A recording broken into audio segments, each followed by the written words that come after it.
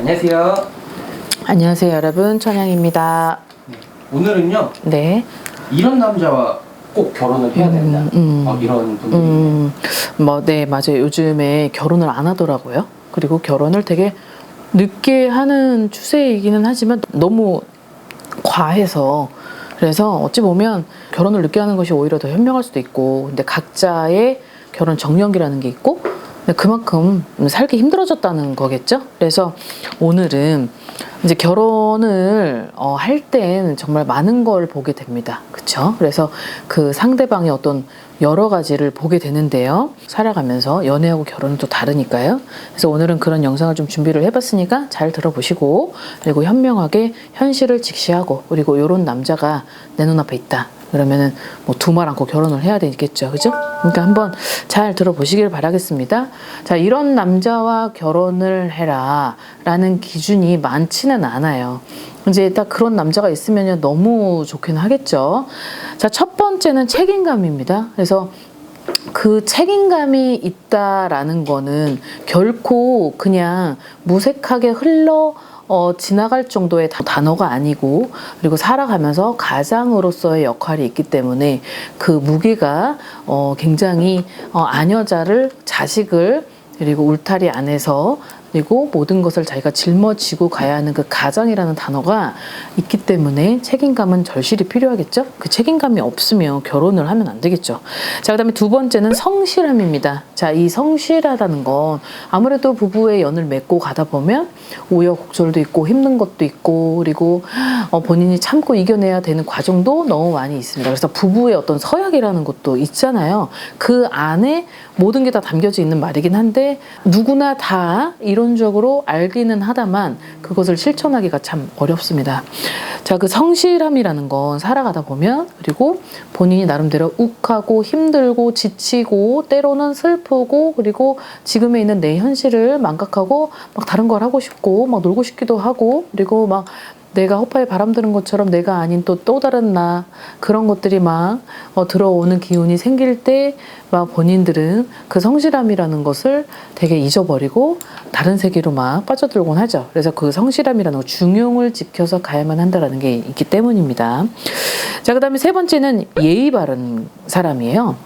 자, 이 예의 바른 건 굉장히 중요한 거예요. 그리고 또 그 예의 바르다라는 건 결국은 매칭의 짝꿍은 인성이라는 거죠. 인성. 그래서 저 사람의 인성은 진짜 뭐 같다, 저 사람의 인성 정말 됐다, 이런 사람들을 보고 어르신들이 많이 얘기하잖아요. 그 예의 바르다는 건 이제 겉으로 비춰졌을 때의 내 행동과, 그리고 실질적인 그 다른 사람들 앞에서의 본연의 모습, 그리고 어르신, 그리고 어른들, 할머니, 할아버지, 직계 가족, 어떤 집안의 어른들을 이렇게 모시는 분들일 때 유독 그 예의 바른, 그러니까 할머니, 할아버지가 계신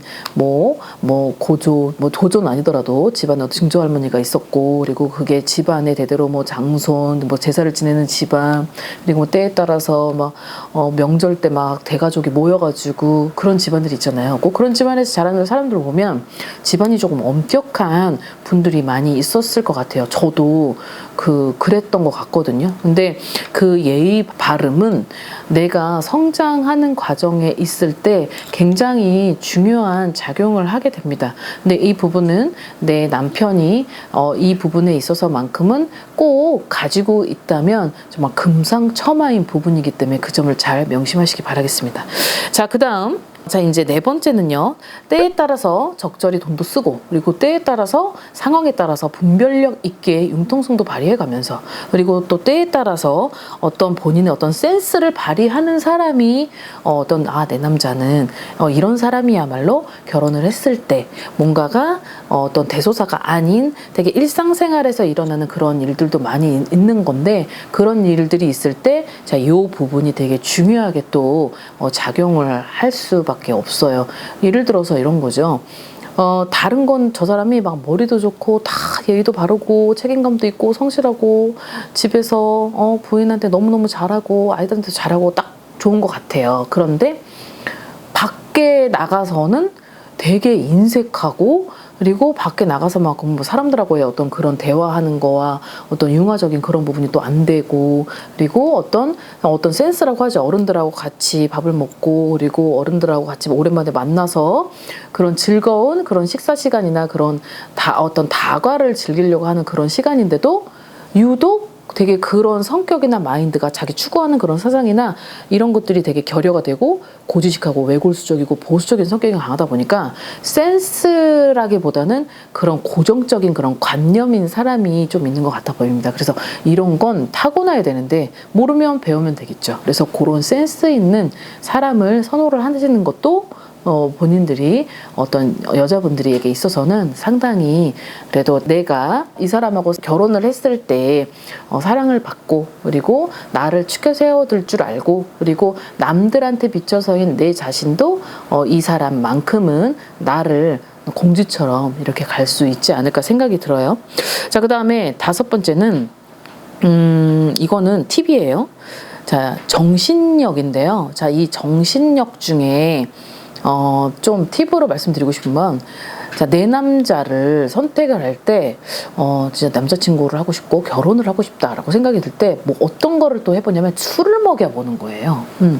이 술을 먹여봐서 주도라고 하죠. 그 주도를 얼만큼 잘 배웠고, 그리고 그 주도에 있어서만큼은 술을 안 먹었을 때와 또 술을 먹었을 때와 또 180도 판이하게 다른 사람들도 많이 나타나잖아요. 그래서 술을 먹여보는 거죠. 그래서 사람이 취중 진담과 그리고 사람이 술을 먹었을 때의 본연의 모습을 나타내게 되어 있습니다. 그래서 술을 먹기 전과 술을 먹고 난 후에 그런 모습이 일치가 되고, 그리고 술을 안 먹었을 때 술을 먹고 나서의 그런 자기가 어떠한 행동을 했으며, 그리고 어떠한 일들이 있었고 그거를 기억을 하고, 그리고 앞뒤가 똑같다면 진짜 그것이야말로 너무 좋겠죠. 근데 술을 안 먹었을 때는 너무 호인이에요. 너무 젠틀하고 너무 좋아요.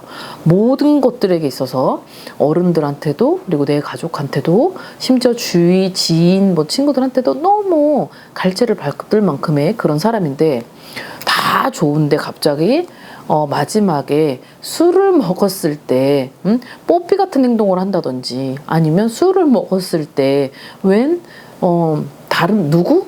저 사람은 누구라는 행동을 하게 된다면 그건 조금 생각을 해봐야 되지 않을까. 물론 실수는 할 수 있겠죠. 근데 그 실수가 이제 이게 너무 방치가 되고 오래되고 이 부분을 적절히 소화를 못 시키고 계속 유지가 된다면 그것이 결코 건강한 결혼 생활을 할 수 있을 것 같아 보이진 않습니다. 그래서 이 부분이 철칙은 아니다만 그래도 이 부분을 숙지하고 이런 사람을 내 사람으로 만약에 옆에 반려자로서 같이 동반을 하면서 인생을 걸어갈 수 있는 사람이 딱 주어져 있다면 그 부분이야말로 진짜 행복하고 아름다운, 그래도 제 인생을 걸어갈 때 외롭지 않고 힘들지 않고 눈물이 날 때라도 그 사람이라면 그 내 옆에 있는 사람이라면 정말 힘든 일이 있어도 그래도 정말 건강하게 수용을 하면서 수긍을 하면서